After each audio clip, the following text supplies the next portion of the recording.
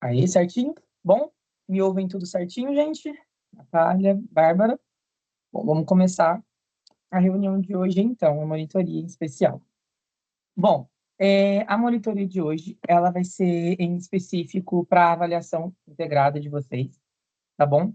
Então, a gente vai fazer um resumão geral de tudo que a gente viu no começo da monitoria, no meiozinho dela e no final também. Então, vai ser um resumão, a gente vai pegar tudo hoje. Eu também vou trazer algumas dicas para vocês do que possivelmente vai cair na prova. Então, fiquem até o final para vocês poderem ver. E se não conseguirem ver, obviamente vai estar disponível no YouTube depois. E se vocês fiquem à vontade para poder passar para os colegas de vocês isso, tá bom? Mas vamos lá. A gente vai ver desde o início de teoria da atividade até a última matéria que vocês tiveram, tá bom? Porque a avaliação integrada, ela funciona assim. Ela é cobrada toda a matéria, desde o primeiro dia de aula até o último. E isso é repetidamente. Então, por exemplo, atualmente eu estou no 5º semestre, a minha prova integrada tem matéria desde o meu primeiro semestre. Então, eu tenho questões do primeiro semestre até o 5º. Em especial, por exemplo, na minha prova vai cair teoria da atividade, que eu falei para vocês, vai cair conduta, vai cair. Inclusive, deu uma passadinha com a gente, mas vai cair bastante coisas assim. Então, gente, estejam sempre ligados em tudo, porque até o último ano da faculdade, a avaliação integrada vai estar cobrando todos os seus anos de curso de direito. Mas vamos continuar aqui então. Tá? Primeiro tópico de hoje, o nosso querido tempo do crime, que foi a nossa primeira aula e o nosso primeiro dia de monitoria. Tempo do crime. Considere-se praticado o crime no momento da ação ou omissão, ainda que outro seja o do resultado. Então, o que a gente lembra do tempo do crime? Que o Código Penal brasileiro, ele adota a teoria da atividade, ou seja, o que define o tempo do crime é o momento da conduta. E o que é a conduta? Conduta é ação ou omissão. E a gente já viu isso também e vai ver um pouquinho mais ali que eu vou retomar aqui com vocês. A ação é o quê? O ato de fazer, né? Agir, ação. A omissão é o quê? A omissão é quando eu devia e podia fazer aquilo, mas não fiz. Dando aquela recapitulazinha. Então, o Código Penal brasileiro adota a teoria da atividade, o momento da conduta, define o tempo do crime, independentemente de quando o resultado ocorra. Ou fato, a gente o quê? Diferencia da teoria do resultado e a teoria da ubiquidade. A teoria do resultado é ao contrário, que é o quê? No caso, né, ia considerar no tempo do resultado. E da ubiquidade é misto, né? É tanto no da conduta, tanto quanto no resultado. Mas o Código Penal brasileiro adota a teoria da atividade. Considera-se praticado o crime no momento da conduta. Perfeito. Eu trouxe um detalhezinho aqui muito legal. Eu vou trazer bastante tópicos que talvez vocês não tenham estudado, mas isso é para poder instigar vocês ao que vocês vão ver. A teoria do resultado, ela é adotada no lugar do crime. Ou seja,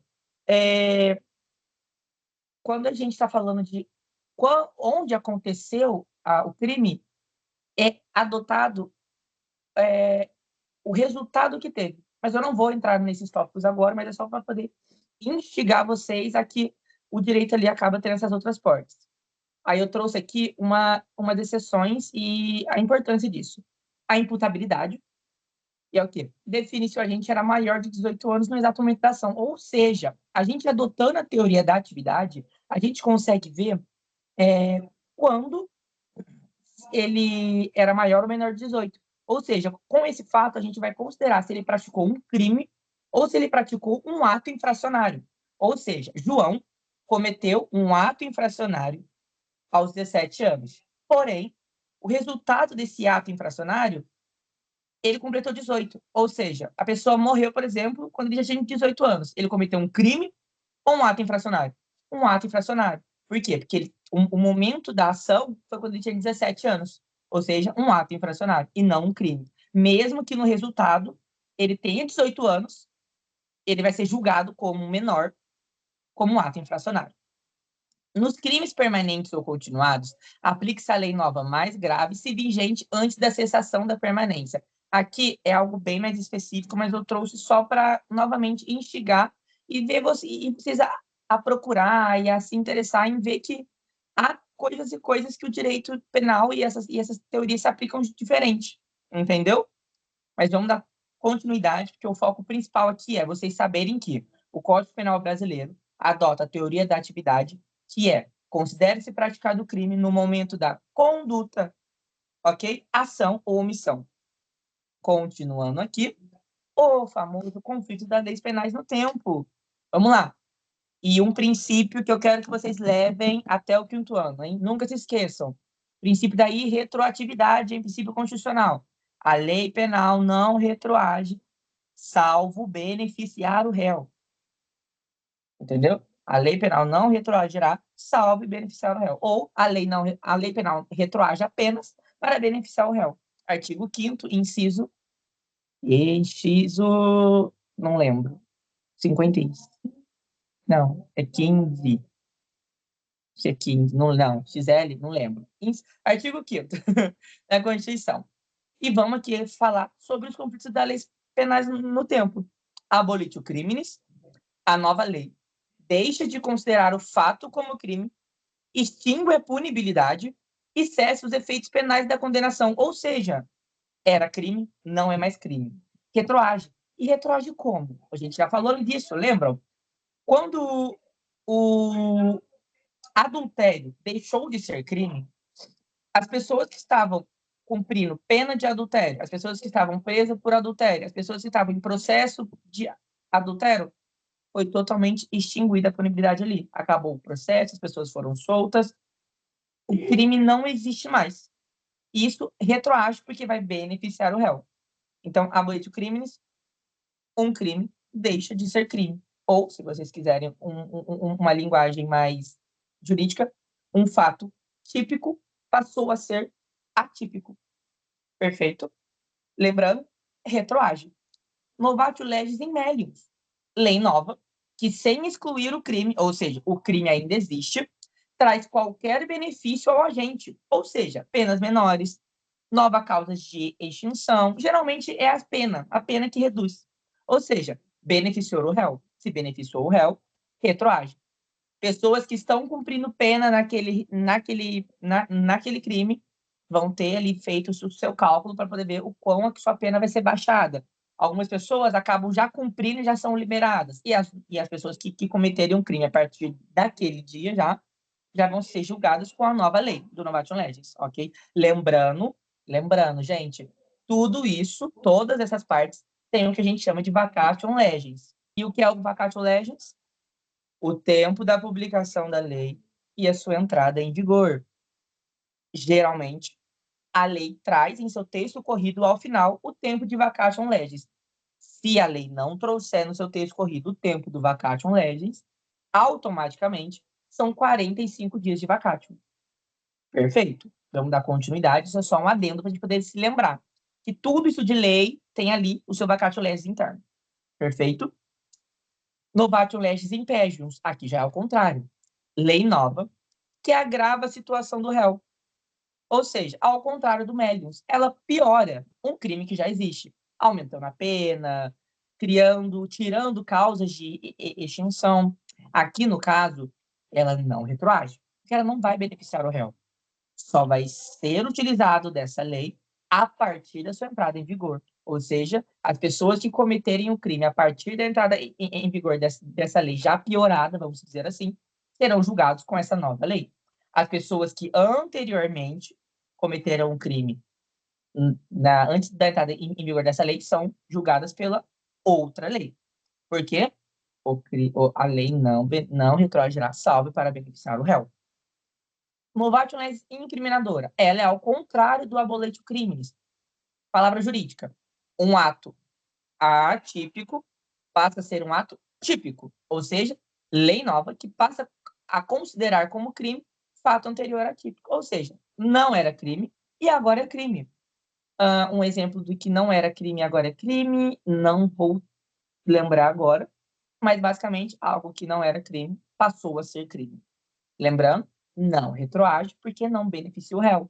Ou seja, só vai ser válido a partir da sua entrada em vigor. As pessoas que cometerem ali o crime, né, o novo crime, vamos dizer assim, serão julgadas a partir daquela data em vigor dela. Ok? Tranquilo também. Tempo do crime, leis penais no tempo, os conflitos, tranquilo. Matéria, ó, mão com açúcar, chuchu, beleza. Vamos continuar aqui, ó. Aqui, ó, trouxe uma outra coisinha para vocês, ó.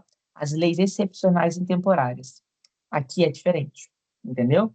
Gente, esse meu slide tem bastante coisinha para induzir vocês a querer ver um pouquinho mais, tá bom?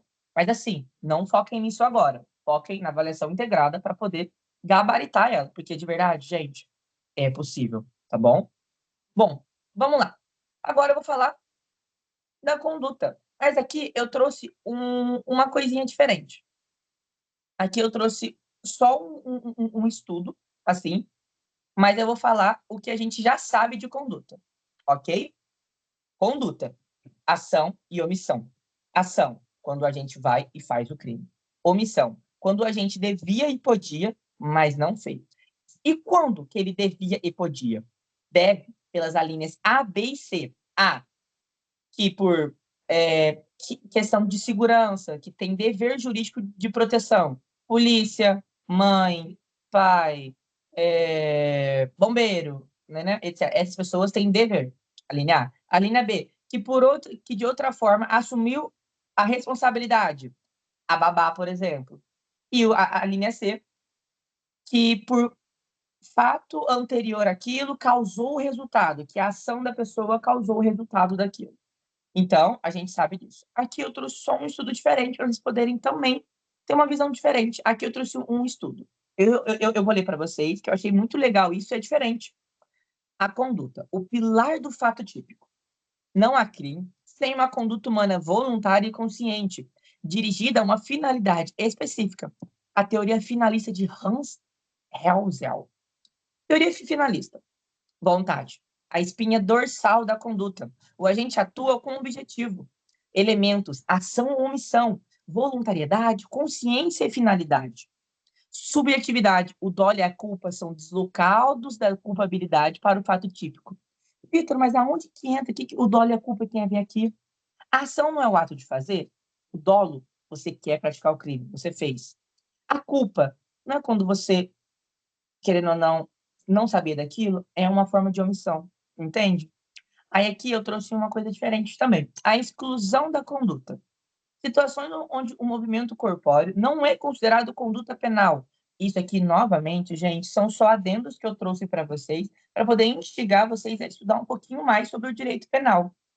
Coação física irresistível, o agente é usado como um mero instrumento, ou seja, você foi coagido fisicamente, e se você não fizesse aquilo, se você não cometesse aquele crime, o cara que estava com a arma na sua cabeça, ele ia te matar. Conseguem entender isso? Atos reflexos, reação puramente biológica, tipo assim, reação, o instinto, sabe? Que você agiu por instinto, agiu sem querer.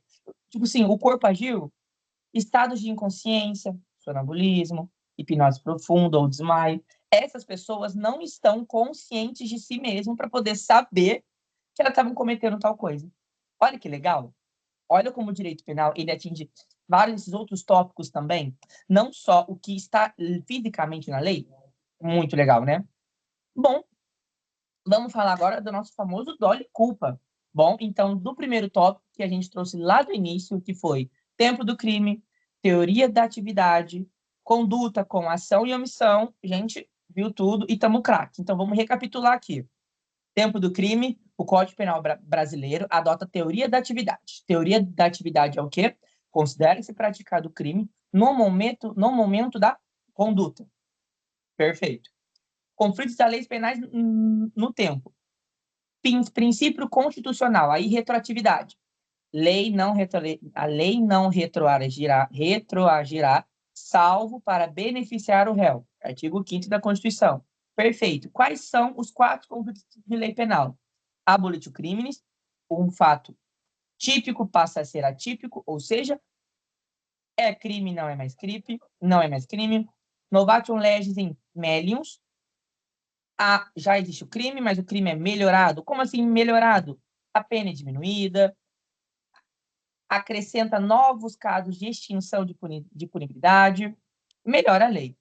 Novatio legis impégimus, piora a lei, aumenta a pena. Então, vamos voltar aqui e abolitio criminis, novatio legis incriminadora. Não é crime e passa a ser crime. É um fato atípico e passa a ser um fato típico. Ou seja, abolitio criminis, retroage. Novatio legis immelius, retroage. Novatio legis impédios, não retroage. Novatio legis incriminadora, não retroage. Ou seja, nós temos quatro conflitos. Desses, 2 retroagem e desses outros 2 não retroagem. Perfeito? Conduta, ação e omissão. Ação, o agente agiu para poder fazer aquilo, e omissão, o agente deixou de fazer quando ele devia e podia fazer algo. Mas quando que ele devia? Pelas alíneas A, B e C. A linha A, que por obrigação jurídica tem que ter tem ali o dever de segurança, pai, mãe, policial, bombeiro. A linha B, que por outro meio assumiu a responsabilidade daquilo. E a linha C, que por conta da sua conduta, resultou ali no resultado. Perfeito? Essas 3 alíneas. E agora, dolo e culpa. Bora lá. O crime é doloso por regra, a culpa é excepcional e exige previsão legal expressa, hein? Vamos lá, então. Dolo. Quando a gente pensa em dolo, a gente pensa na vontade. A gente sabe que a pessoa quer praticar aquele crime. Mas no dolo, a gente tem 2 tipos de dolo. O dolo direto. O agente quer o resultado e direciona a sua conduta para atingi-lo. Ou seja, vontade mais consciência. Ou seja, eu quero te matar e eu vou te matar. Eu quero te matar e vou lá praticar o ato de te matar. Dolo eventual. O agente prevê o resultado como possível e assume o risco de produzi-lo. Tanto faz. A assunção do risco. Esse tanto faz é o famoso foda-se, eu vou cometer esse crime. Assim, se ele morrer. Foda-se se ele morrer. Entendeu? É isso. Basicamente é isso. A pessoa assume o risco de produzir aquele resultado. Não está nem aí. É o tanto faz. Então, dolo, direto, quero praticar e vou praticar. Dolo eventual, pode acontecer isso, mas eu não estou nem aí se isso acontecer. Perfeito. Culpa. Culpa. Vamos lá. Culpa é consciente. O agente prevê o resultado. Um detalhe muito legal aqui é, na culpa, o resultado ele é previsível. O homem modelo, ele é dado como ali que é previsível o resultado na culpa. Porém, há ali as suas divergências. Na culpa consciente, o agente prevê o resultado, mas acredita sinceramente que ele não ocorrerá devido às suas habilidades. Novamente, o resultado é previsível, mas a pessoa espera sinceramente que isso não vai acontecer. Na culpa inconsciente, o resultado é previsível, mas o agente sequer previu por falta de cuidado. Por exemplo, a culpa traz para a gente ali, a omissão em geral, traz para a gente ali a negligência, a imprudência e a imperícia, que são atos de descuidados. A pessoa agiu por negligência, a pessoa agiu por imprudência e a pessoa agiu por imperícia. Vitor, e o que é isso? Resumindo em fato, negligência fez, não pensou e fez errado. Imprudência fez sem saber fazer. Tipo assim, fez não devendo fazer. Aquela coisa não era para mim fazer, mas eu fiz. E imperícia, eu não tenho o conhecimento bastante para poder fazer isso. Negligência, fiz por fazer, eu não devia ter feito. A imprudência, eu não devia fazer, mas eu vou fazer. Eu fiz ali, entendeu? E imperícia, eu não tenho o ensino, o cuidado bastante para poder fazer, mas fiz.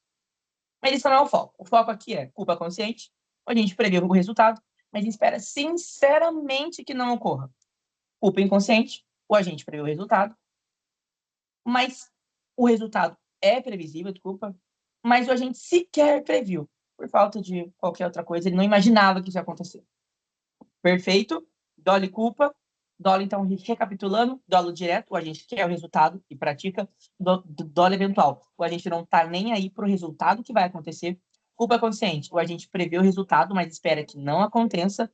Culpa inconsciente, o resultado é previsível, mas o agente sequer previu que isso poderia acontecer.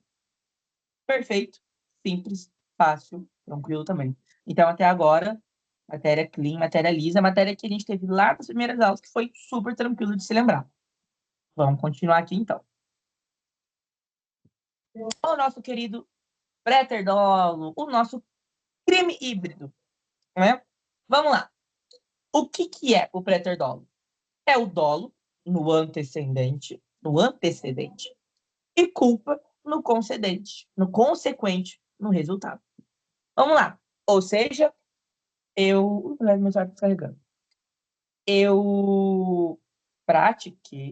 estou praticando algo, né? Estou praticando um crime, por exemplo, o meu exemplo clássico que eu trago em todas as aulas, que não tem, tipo, erro, né? Que eu só trago ele, que é o principal do Código Penal, que é a lesão corporal seguida de morte. Essa é a clássica, não tem erro, né? O que é ela, no caso, né?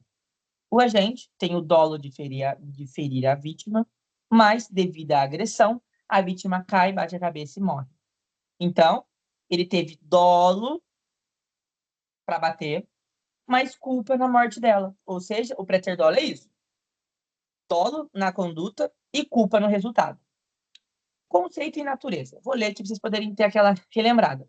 O agente quer praticar um crime mais grave, mas acaba produzindo um resultado mais grave ainda, seja por negligência, por imprudência ou imperícia. Vocês conseguem ver que a imprudência, a negligência e a imperícia está ligada em tudo, porque ela é ligada a isso, ela é ligada à omissão, ela é ligada à culpa, e como tem culpa no preterdolo, automaticamente elas também são trazidas para cá. Então, por exemplo, há casos que vocês, talvez ela traga ali, ó, o médico por negligência, tal coisa. Você já consegue pensar ali que talvez seja uma culpa, uma omissão. Você já começa a pensar nisso, entendeu? Mas continuando, a punição é baseada no resultado mais grave, mas o tipo de culpa, o que influencia na dosimetria da pena. Olha que legal. Trouxe para vocês aqui algo que vocês vão aprender um pouquinho mais para frente, que a gente chama de o processo trifásico, como que é o nome? O processo trifásico, que é o quê?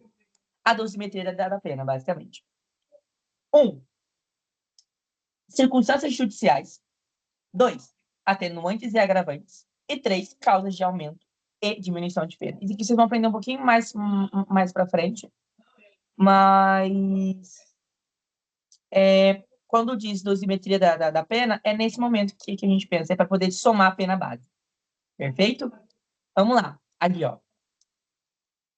Eu trouxe para poder ali, ó. Se houvesse dolo, vontade na morte, o crime seria homicídio. Ou seja, se aquela pessoa que bateu nela e depois ela morreu ficasse comprovado que, na verdade, ela já queria matar ela, não aconteceria o préder-dolo. Automaticamente a pessoa seria processada por homicídio. Então, recapitulando o préder-dolo, culpa no antecedente, dolo no antecedente e culpa no consequente. Ou seja, dolo na conduta e culpa no resultado. Eu queria praticar algo, mas pratiquei outro consequentemente. Mais grave. Queria algo menos grave, pratiquei algo mais grave. Queria um crime menos grave, mas deu resultado de um crime mais grave. Preterdolo. Simples também, tranquilo. Vamos à continuidade. Erro de tipo. Aqui começou a matéria que o monitor de vocês, dessa matéria adiante, o monitor não gosta. Erro de tipo ainda é tranquilo, é fácil, mas a partir daqui é uma matéria que eu passei raiva estudando no direito penal. Isso aqui, princípio da territorialidade, da extraterritorialidade, as leis penais, né, no lugar do crime também, que eu não gostava, mas não é difícil, e eu vou falar para vocês como que eu aprendi. Vamos lá. Conceito. O que é o erro de tipo essencial? O agente incide sobre um elemento constitutivo do tipo legal, ele não sabe o que está fazendo. Vamos lá, um exemplo. Um caçador que atira em um arbusto, achando ser um animal, mas atinge uma pessoa. Um exemplo aí. Mas, Vitor, que erro é esse? Esse daqui, na verdade, é o erro de tipo acidental.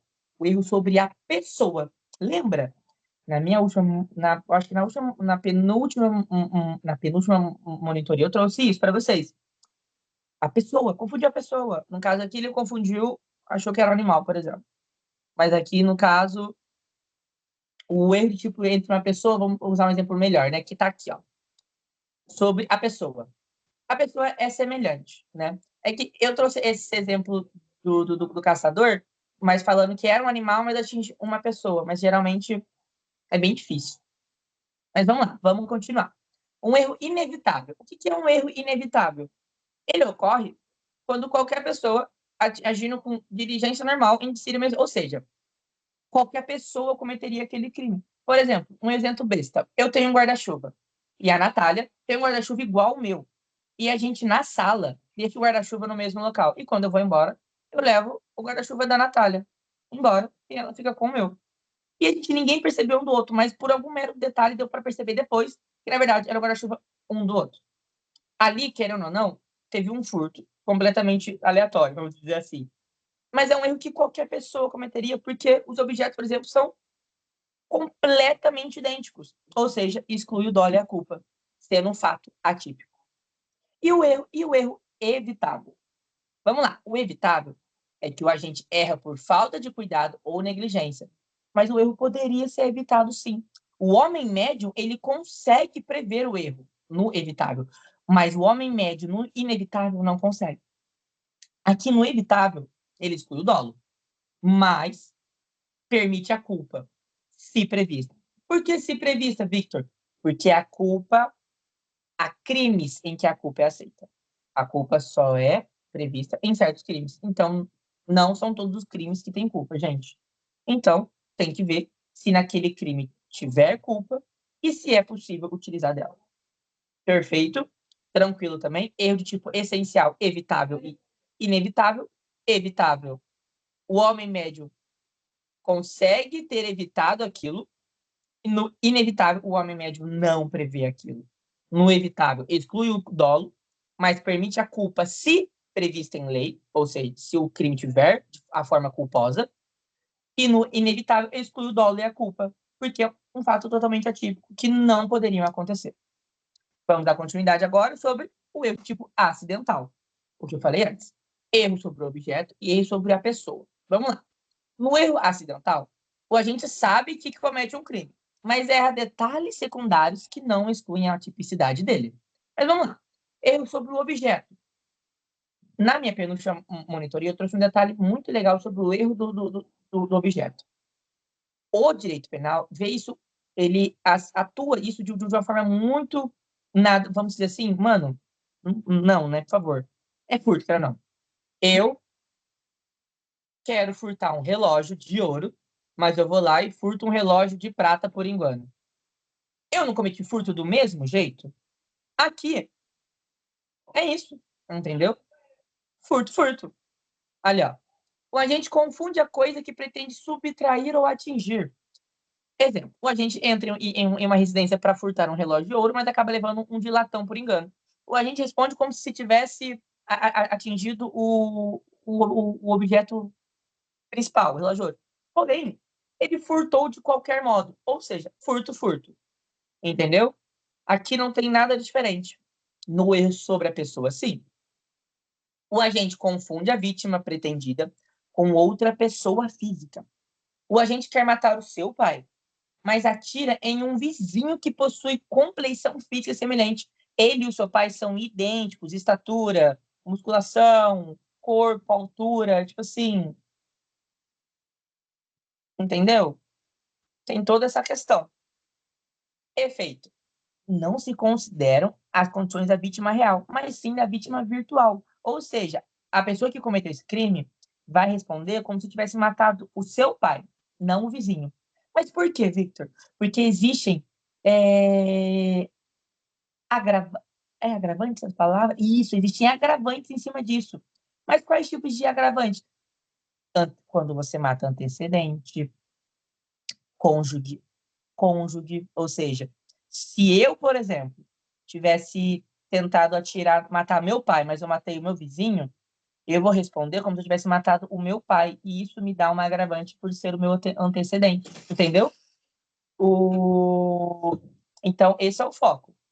Ele é atingido, a vítima virtual, quem eu queria ter praticado o crime, e não a vítima real, que foi quem eu matei. Ok? Eu sou sobre a pessoa, tranquilo também. E eu sobre o objeto, a princípio, tranquilo também. Vamos dar continuidade. Aberratio ictus e aberratio criminis. Aqui, o principal diferencial aqui que eu trouxe nas últimas monitorias é como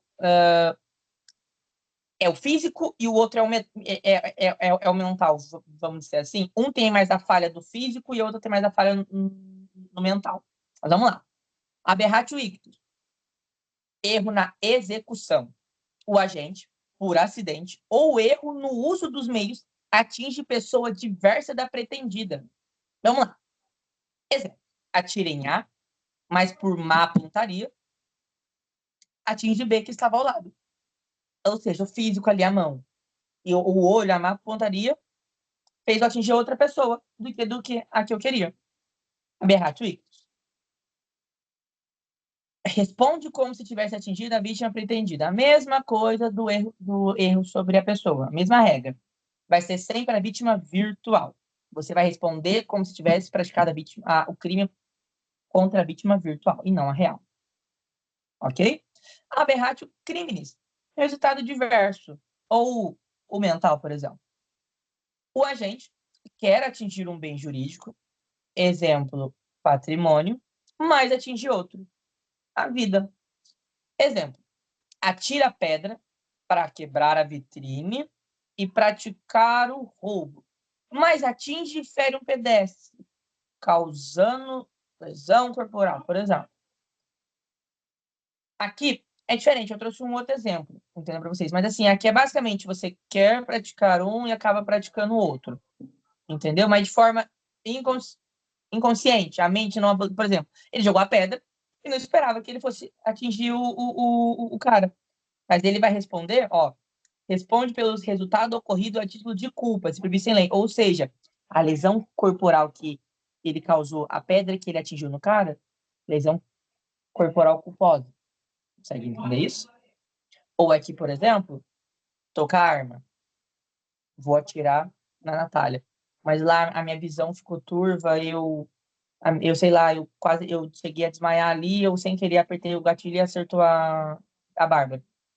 Eu vou responder, se eu matei a Bárbara, por exemplo, homicídio culposo na Bárbara. E no caso, a Natália não atingiu nada, a Natália tá tudo bem. Então, ok. Mas se, por exemplo, eu tivesse atingido a Natália e depois, sem querer, a Bárbara, tentativa na Natália e culposo na Bárbara. Mas isso é um outro detalhe. O foco aqui é aberratio ictus é mais pro físico. A pessoa tremeu. E aberratio criminis, a pessoa não esperava cometer o outro crime, por exemplo. No caso aqui, o da pedra é perfeito. Joguei pedra querendo roubar, mas a pedra voou e atingiu outra pessoa. Ok? Perfeito. Tranquilo também. Vamos dar continuidade. Aqui vamos começar. Aqui a gente vai começar agora a falar sobre tentativa, consumação, intercrimes, que é o famoso caminho do crime.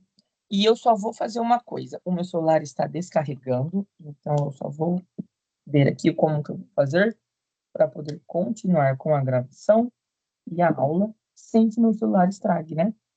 Então eu vou deitar a minha câmera. Será que eu vou deitar a minha câmera? Acho que eu vou deitar a minha câmera, mas aí no caso eu gostaria que a minha câmera virasse para mim, né?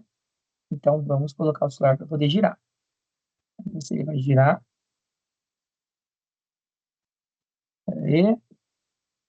Deixa eu ver como tá aqui no celular. Ah, vocês estão me vendo. Tá ótimo, tá certinho, tá certinho.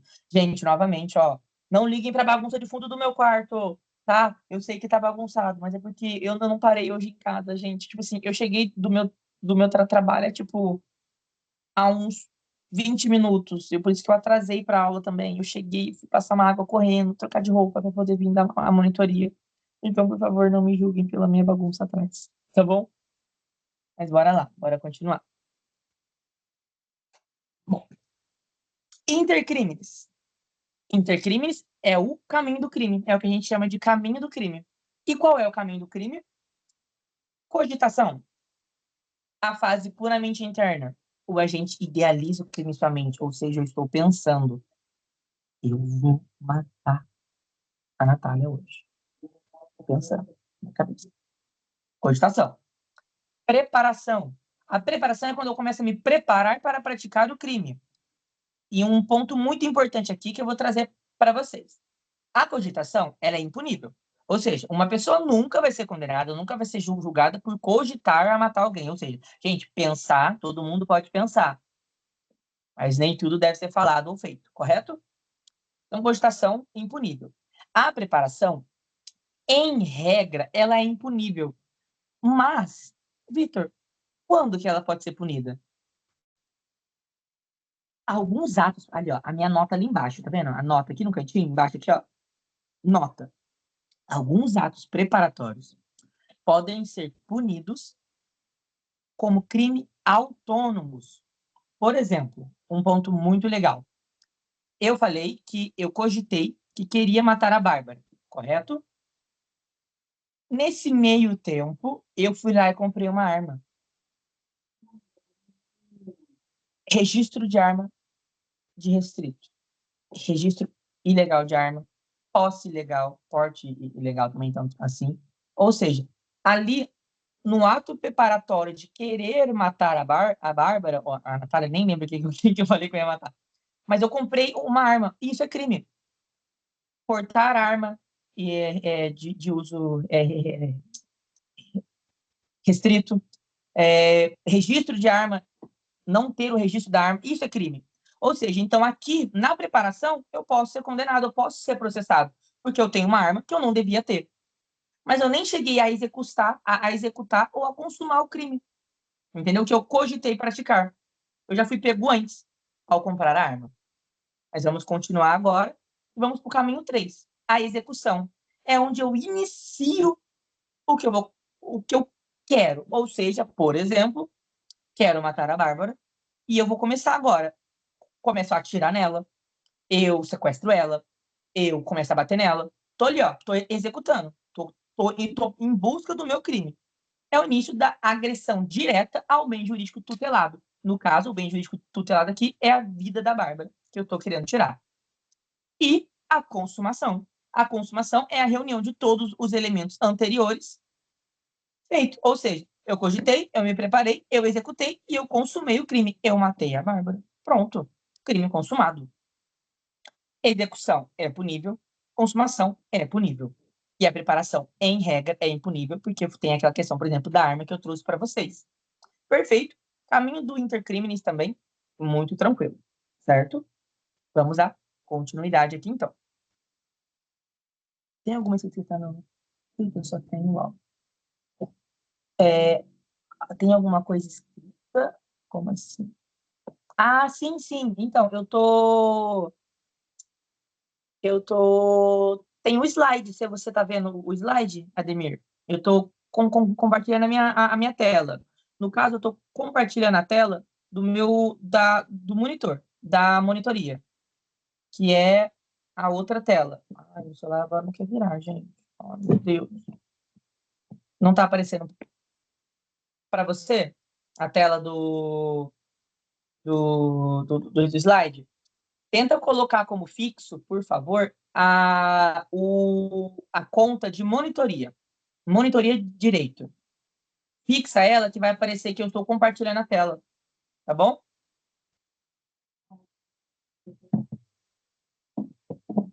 Deixa eu aqui agora virar a tela do meu celular. Isso.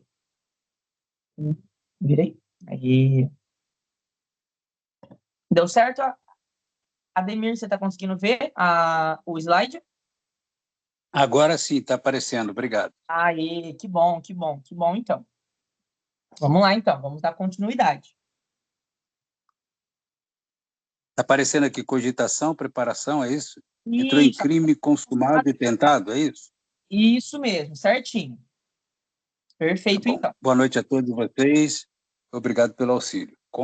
Eu sou meio fraquinho nessa expertise de nova comunicação, tá bom? Imagina, Ademir, fica tranquilo. Vamos lá, que a gente está aqui para poder ajudar todo mundo. Bom, dando continuidade agora, crime consumado e tentado. Crime consumado é basicamente o que eu falei para vocês sobre o caminho do intercrime. O que é um crime consumado? Quando ele reúne todos os elementos de sua definição legal. Passou por todo o caminho do intercrimes. teve a cogitação, teve a preparação, teve a execução e, por fim, foi-se consumado o crime. Então, vamos lá. A consumação representa o crime pleno em todos os seus elementos. A tentativa é a execução interrompida por fatos externos. Consumação. Artigo 14, inciso 1. Disse o crime consumado quando nele se reúnem todos os elementos de sua definição legal. Nos crimes materiais, ele exige a produção do resultado. E nos formais, basta a conduta. Então, vou trazer para vocês 2 tópicos novos aqui que eu não trouxe em aula.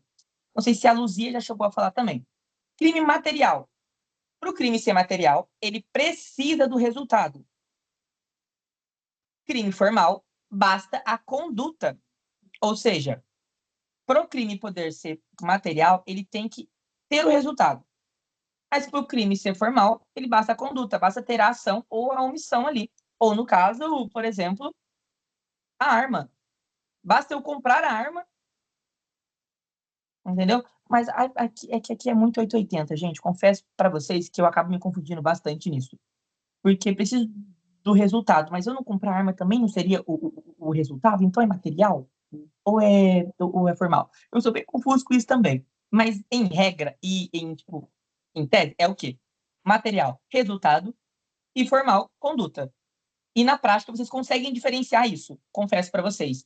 Na prática e nos exemplos é muito mais claro isso. Vocês conseguem ver isso. Nossa, esse crime precisa do resultado e tem que ter. Então ele é um crime material. Esse crime basta a conduta, então é um crime formal. Vocês conseguem diferenciar isso na hora. Então fiquem em paz que com o decorrer dos anos vocês vão vendo isso. E agora, a tentativa. Disse o crime tentado quando iniciada a execução, ou seja, gente, um crime, ele tem a possibilidade de ser tentado a partir da execução, tá bom? Esta não se consuma, ou seja, o crime tentado, ele se inicia na execução e se mantém nela, ok? Não houve a consumação, porque se tivesse ocorrido a consumação, seria um crime completo, correto? Não faz sentido um crime ser tentado na parte da consumação, porque se ele se consumou, ele é um crime. Não tem como tentar um crime que já está consumado, um crime que já aconteceu. Então, a tentativa se inicia na execução e fica nela.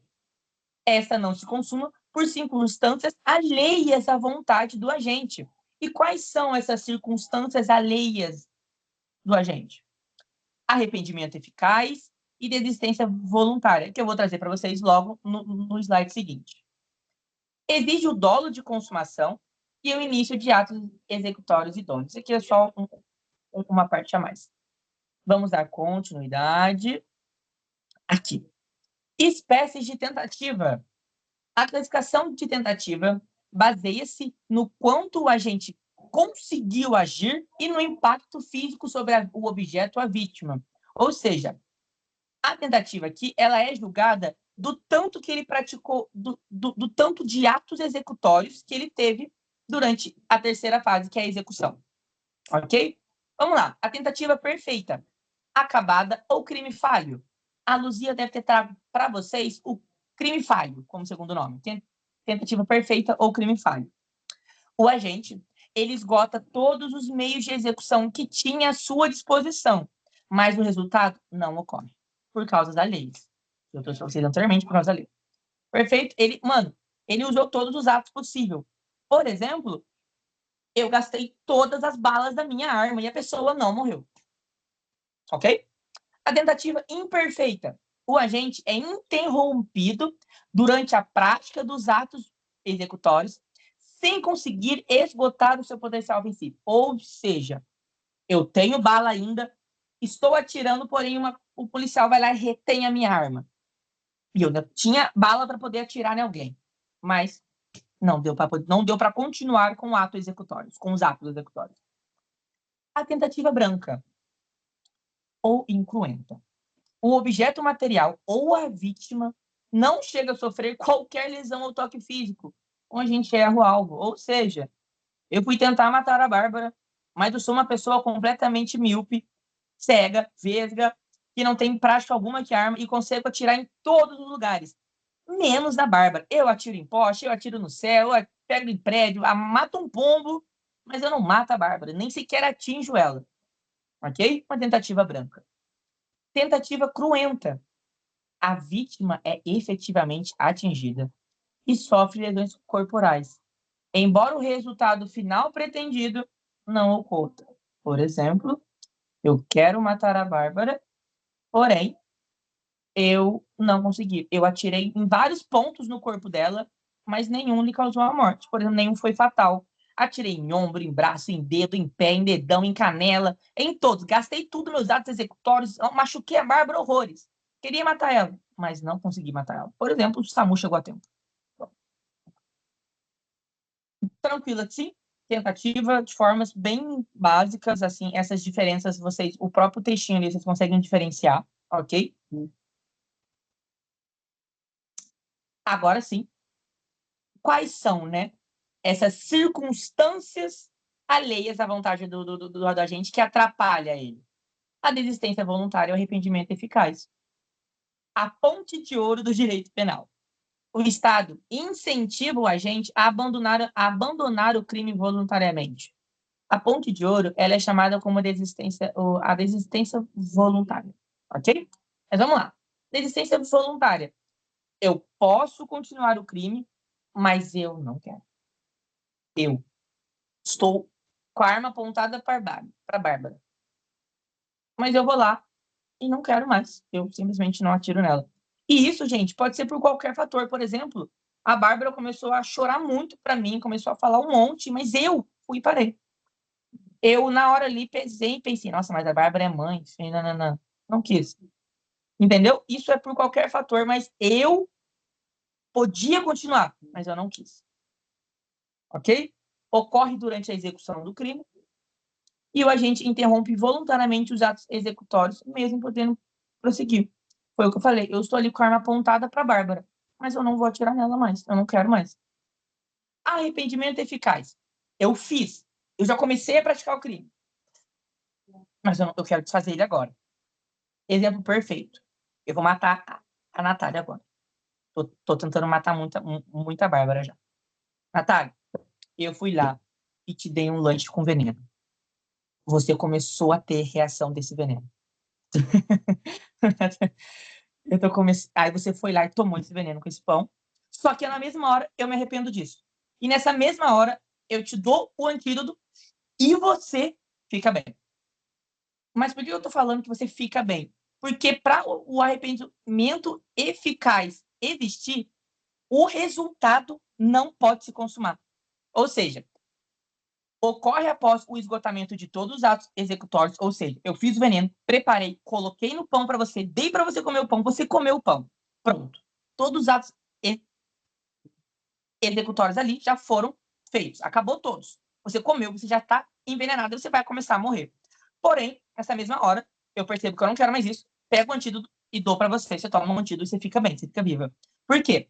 O agente atua positivamente para impedir que o resultado consumativo ocorra. Ou seja, não pode ocorrer o resultado. Victor, por quê? Porque se ocorrer o resultado, o crime foi consumado. E se ele foi consumado, não tem como o crime ser tentado. Ou seja, se eu mesmo tentando dar o antídoto da Bárbara não, Natália. Nossa, Bárbara, eu tô querendo muito te matar.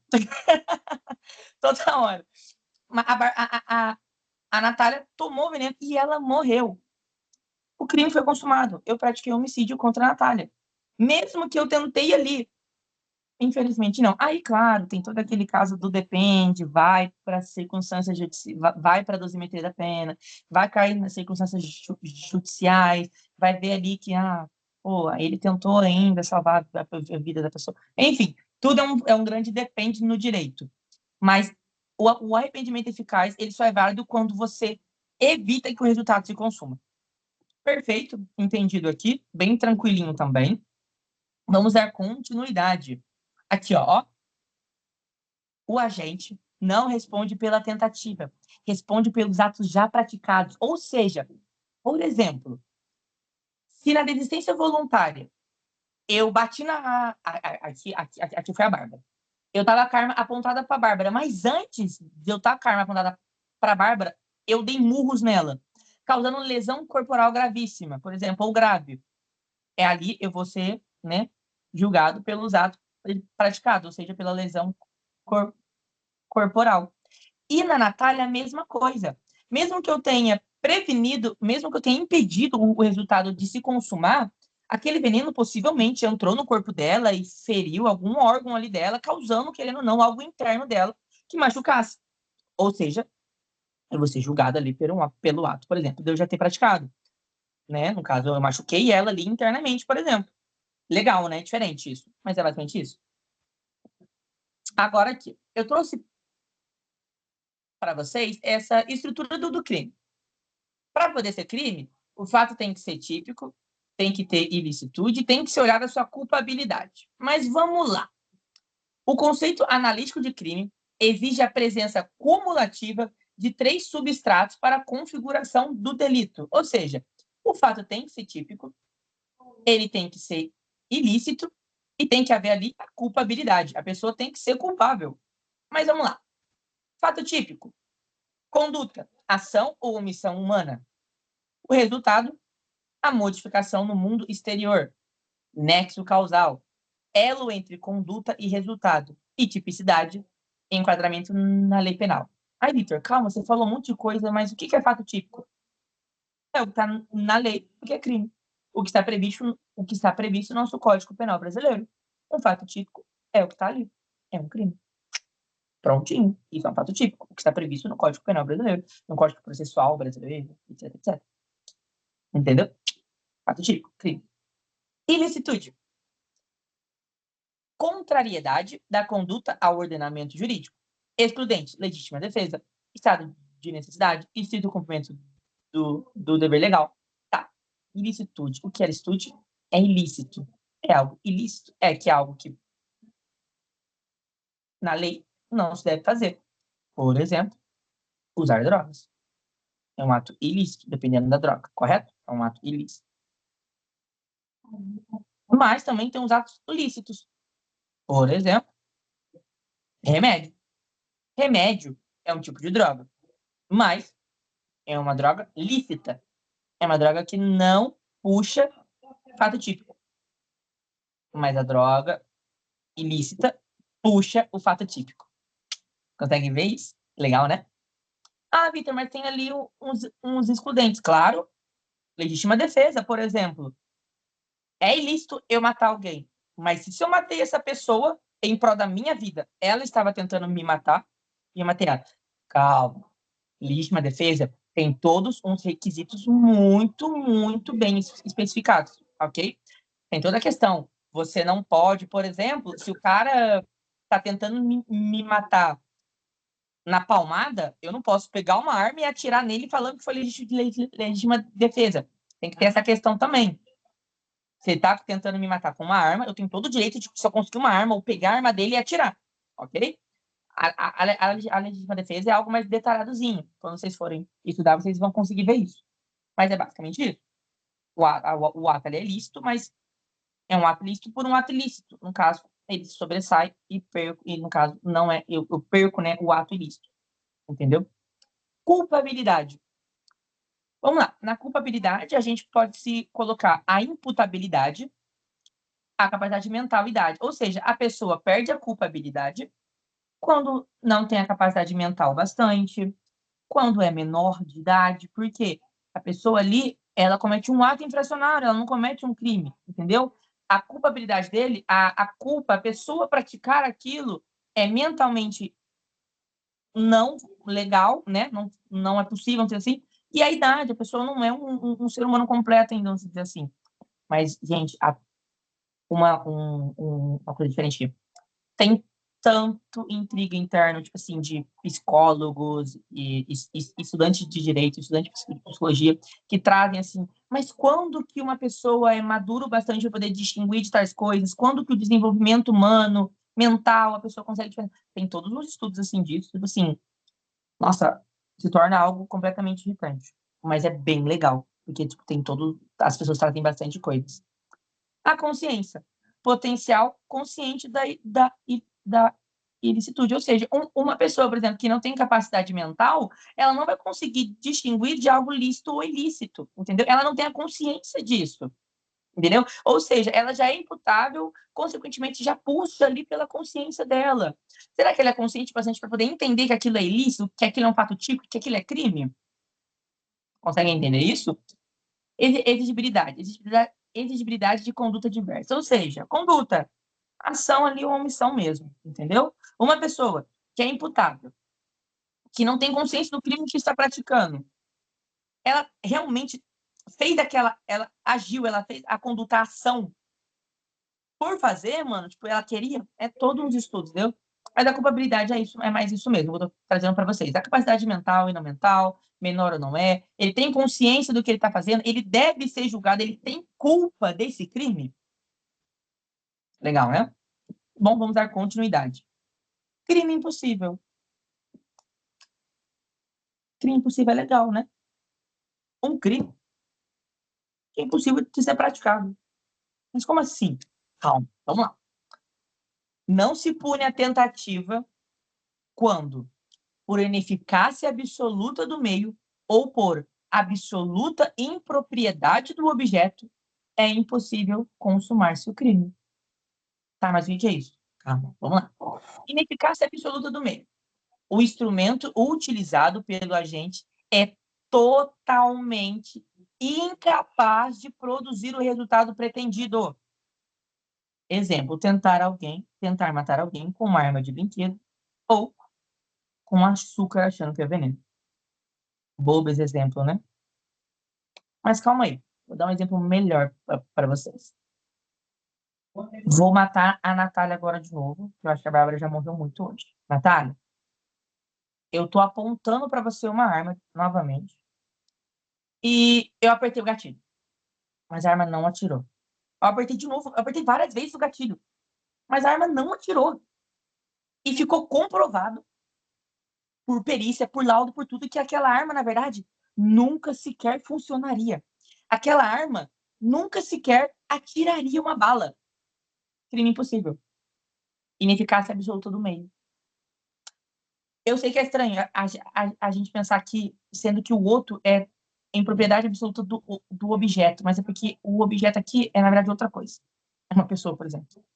Mas calma aí, foca no ineficácia do meio. Ou seja, o meu meio para te matar, Natália, era a arma. Só que essa arma sequer nunca funcionaria. Nunca funcionaria. Então, mesmo que eu tivesse apertado o gatilho várias vezes, mesmo que ela tivesse carregada completamente cheia, mas ela nunca atiraria. Um crime impossível. Legal, né? Diferente. E o que é a impropriedade absoluta do objeto? O alvo da conduta, pessoa ou coisa, é totalmente inadequado para sofrer a lesão pretendida ou crime. Por exemplo, atirar contra um cadáver acreditando que a pessoa está viva. Por exemplo, cheguei em casa, olho lá pro sofá, revoltado, matar a Bárbara agora. Tá a Bárbara deitada no sofá. E eu tô revoltado com a Bárbara, eu não aguento mais, eu quero matar a Bárbara pra mim acabou. A Bárbara tá deitada no sofá, eu pego a minha arma e atiro contra ela. Diversas vezes. Atirei tudo na Bárbara, na cabeça, tudo. Mas aí eu vou reparar, e ficou comprovado por laudo, que a Bárbara já estava morta antes mesmo de eu chegar em casa. Ela morreu por asfixia. Ela morreu por alergia. Mas ela já estava morta. Crime impossível. Eu não matei a Bárbara. A Bárbara já estava morta. Ah, Vitor, e vilipêndio ao cadáver? São outro crime, são outro detalhe. Então, vamos estar tirando essa dor de cabeça por agora, tá bom? Mas assim, eu não vou ser julgado por homicídio ali. Eu não matei a Bárbara. A Bárbara já estava morta. Como que eu vou matar alguém que já está morto? Legal também, né? Bom, tranquilo até agora, gente? Tranquilo? Então, que tal a gente dar uma recapitulada do que a gente viu de ponto principal? A gente viu que, tempo do crime, o Código Penal brasileiro adota a teoria da atividade. Tranquilo até aqui? Legal, né? Tranquilo. Então tá bom. Tempo do crime, o Código Penal brasileiro, ele adota a teoria da atividade, ou seja, considera-se praticado o crime no momento da conduta. E o que é conduta, gente? Ação e omissão. E o que é ação e omissão? Ação, o agente vai praticar o ato, né? Ele agiu.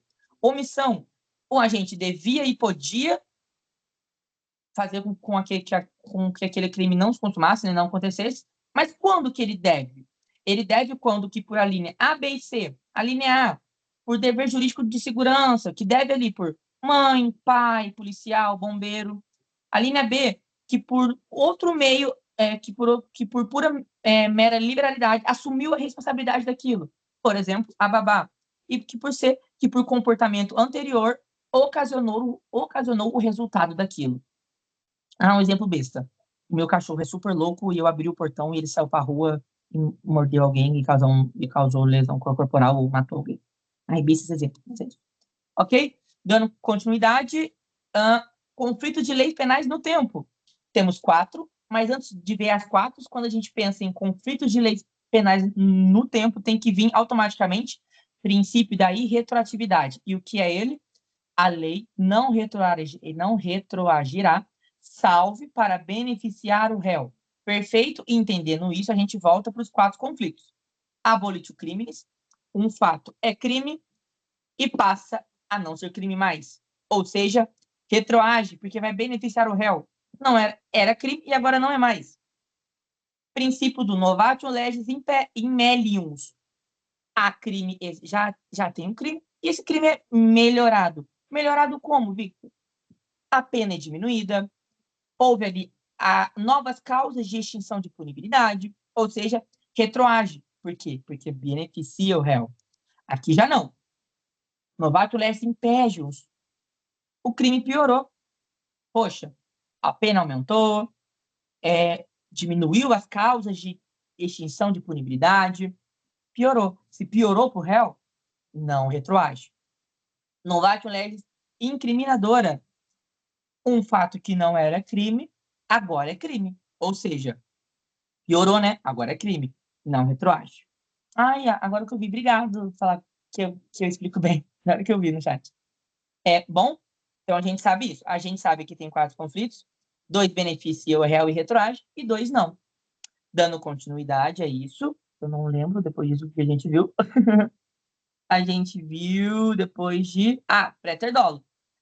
Praeter dolo. Quero praticar um crime, mas acabo praticando outro. Quero praticar esse crime de forma dolosa, mas acabo praticando outro de forma culposa. Tranquilo. Quero um crime, mas pratico um mais grave, porém de forma culposa. Quero um crime na forma dolosa, mas, consequentemente, de forma culposa, acabo cometendo um crime pior. Erro de tipo, inevitável. O homem modelo não esperava aquilo. Qualquer pessoa poderia cometer aquele crime, ou seja, exclui o dolo e a culpa e se torna um fato atípico. Evitável.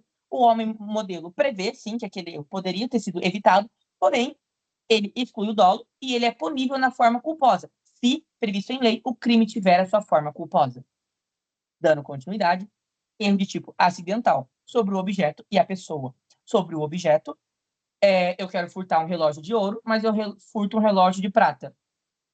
Eu furtei do mesmo jeito, ou seja, furto da mesma coisa. Furto. Tranquilo. O Código Penal vê isso como... Eu vejo, por exemplo, como algo idiota. Não tem como eu querer furtar um objeto e furtar outro e é furto do mesmo jeito. Eu, sobre a pessoa, eu quero matar alguém, o meu pai, mas eu mato o meu vizinho, que é o exemplo, que é completamente semelhante ao meu pai. Porém, eu respondo como se eu tivesse matado o meu pai. Sempre vai ser considerado o fato praticado contra a vítima virtual, que é a vítima com quem você pretendia fazer aquilo, ok? Sempre. É regrinha. Continuando, aberrato ictus. O aberrato ictus é que, por exemplo, da forma física, eu queria atirar em A, mas eu atirei em B porque eu estava tremendo, minha mira é ruim, a pontaria ruim. Aberratio criminis, eu queria praticar um, mas eu acabo atingindo o outro, mas de forma que eu não esperava. Por exemplo, mental, ou esse exemplo aqui que é maravilhoso. Eu queria atingir um patrimônio, taquei a pedra no vidro, mas aí acertei outro. Ok? E aqui é diferentezinho, porque aqui eu respondo pelo resultado ocorrido pelo título de culpa, se tem previsto em lei. E o aberratio crime ictus é a mesma coisa do o erro de tipo sobre pessoa. É considerado praticado contra a vítima virtual. Isso aqui é muito legal vocês se lembrarem, porque é uma das principais diferenças entre os crimes, tá bom? Continuando de forma rapidinha, intercrimes, caminho do crime, cogitação, preparação, execução e consumação. Cogitação, eu penso, preparação, eu preparo, execução, eu começo a executar o crime, e consumação, consumei o crime. Se ver essas 3 coisas, foi consumado. Lembrando também, cogitação não é punível, preparação não é punível em tese. Se eu comprar uma arma, por exemplo, ela é irregular, é um registro irregular de arma, posse ou porte, irregular, não pode legal, crime. No caso, a preparação a preparação, ela pode ser, né, crime ali nos crimes autônomos. Gosto. Eu coloquei ali, ó, como crimes autônomos. Então pensa assim, a preparação em regra ela é impunível, porém ela pode ser punível nos crimes autônomos. Pronto, perfeito. Execução, eu começo a praticar os atos executórios, e consumação, o crime se consumou.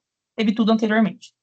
Perfeito? Gente, agora é só uma passadinha rápida, fechou? Crime consumado e tentado. Crime consumado, crime se consumou. Teve todo o caminho do intercrimes. Cogitação, preparação, execução, finalmente a consumação. Crime tentado é quando no ato de o crime pode ser tentado, a tentativa acontece na execução, ela se inicia na execução e ela se mantém na execução. Porque se ela partisse para a consumação, o crime seria consumado, não haveria tentativa. Na tentativa, acontece ali que o crime não se consuma por circunstâncias alheias à vontade do agente. E quais são elas? Vou pular direto aqui essas partes de tentativa, tá bom, gente? Porque não faz muito sentido eu falar agora.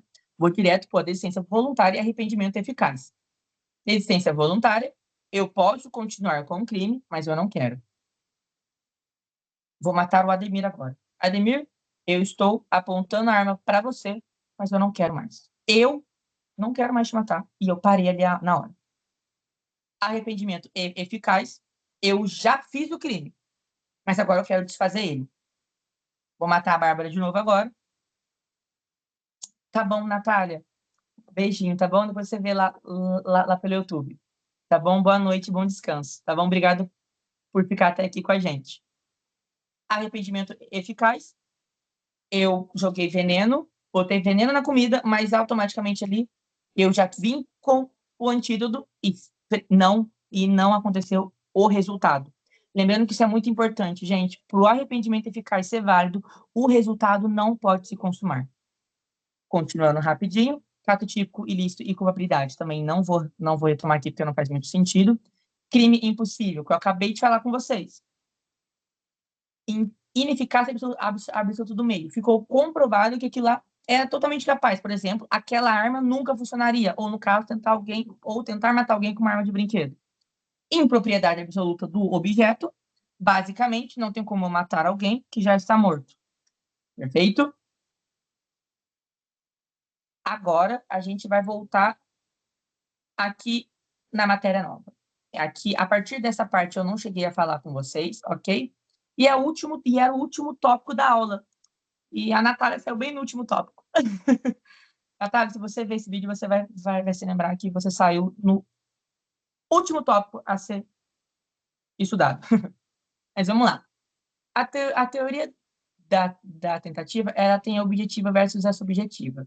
E vale se lembrar que aqui, o Código Penal brasileiro, a gente adota a teoria objetiva, ok?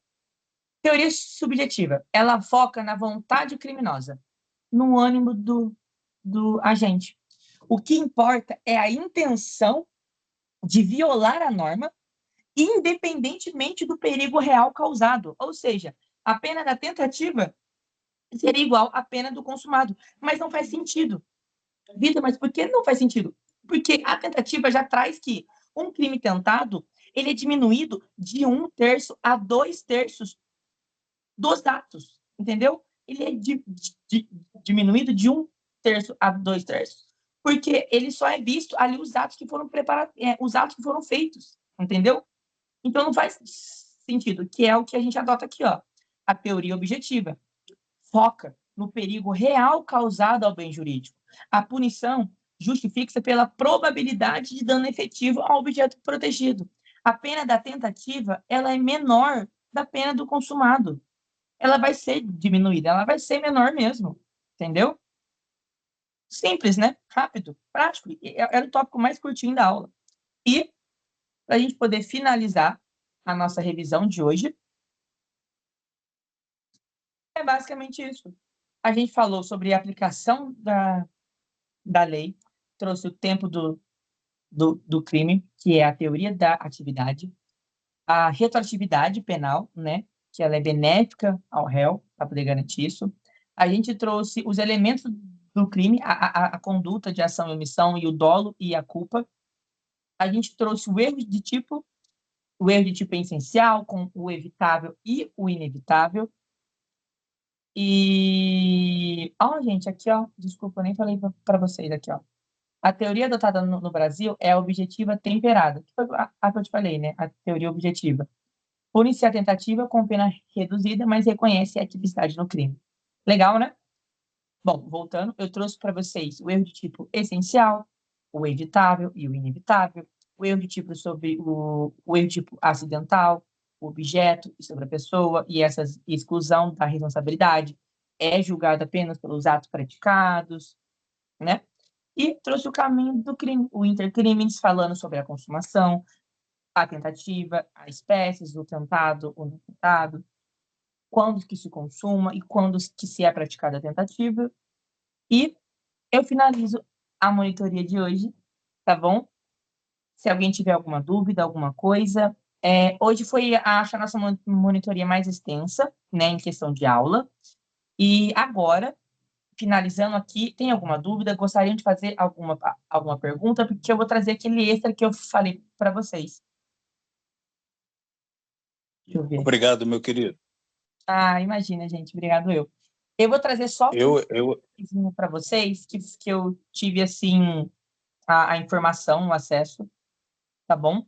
Então, fiquem aqui comigo só para poder finalizar. Eu vou abrir aqui com vocês o meu caderno, em específico o meu caderno de Direito Civil, e eu vou dar um zoomzinho numa coisinha aqui que eu quero que vocês guardem. Deixa eu ver se está na minha próxima folha. Tá na folha. Aqui, Isso daqui que eu quero que vocês vejam comigo, gente. A prova integrada de vocês, esse é um segredo que vocês não podem contar para ninguém, hein? Só quem vai ver a minha monitoria aqui vai ficar sabendo, e vocês, estou brincando, podem falar para seus amigos. Gente, na primeira prova de vocês, a sua questão discursiva vai ser de TGE, ok? E o que vai cair? Aqui, no caso, gente, isso aqui é o meu, tá bom? Vitor, isso aqui é a minha coisinha. Sucessão, isso aqui é o meu. Mas os seus aqui, A discursiva de vocês, gente, vai ser de TGE. Geralmente são duas discursivas. Uma é de alguma matéria, ok, da faculdade, no caso de vocês vai ser de TGE, e outra, por exemplo, é de conhecimentos gerais, uma coisa mais humana, diferente. Ou pode ter duas discursivas da matéria, mas eu não posso dar certeza para vocês. O que eu posso trazer para vocês hoje, que é certeza, é que vai ter uma questão discursiva de TGE.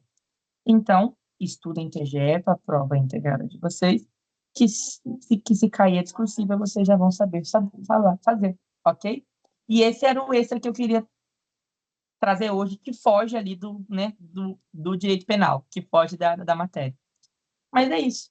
Muito obrigado pela presença de todo mundo, tá bom? Bárbara, Natália, Ademir, o pessoal do YouTube também. Muito obrigado por assistir até aqui. Tenha uma boa noite. Vitor, tá bom? Oi. Antes do boa noite aí, você falou da discursiva do TGE, e eu só entrei depois, né? Entrei atrasado. Por acaso vai ter discursiva também de penal? Então, a princípio, que eu saiba de informar, não. Se vocês tiverem, eu posso te dar que uma dessas discursivas vai ser de TGE, e geralmente é muito difícil ter discursiva de penal, tá bom? Porque até hoje, por exemplo, eu estou no terceiro ano, no quinto semestre, nunca aconteceu de ter. Teve, na verdade, eu acho que teve no semestre passado, que não foi nem, ela nem perguntou exatamente, por exemplo, como se fosse um crime, foi algo mais teórico mesmo. Mas, a princípio, não. Tá bom. Eu vou te falar, vai ter uma de TGE, e possivelmente a segunda questão vai ser essa que eu falei sobre conhecimentos gerais. Algo mais humano, por exemplo, sustentabilidade, uma coisa mais ambiental, sociedade, entendeu? Geralmente é isso. Mas uma Tá de bom, TGE, obrigado. tá bom? Era isso? Valeu, obrigado. Imagina, Era então. isso, obrigado. Boa noite. Continua assim, viu? Tá valendo. Obrigado, hein? Imagina. Tchau, tchau, gente. Tchau, Bárbara. Tchau, Ademir. Tchau. Obrigado, viu? Tchau, tchau, gente. Vou atualizar aqui. Tá na gravação. Sim.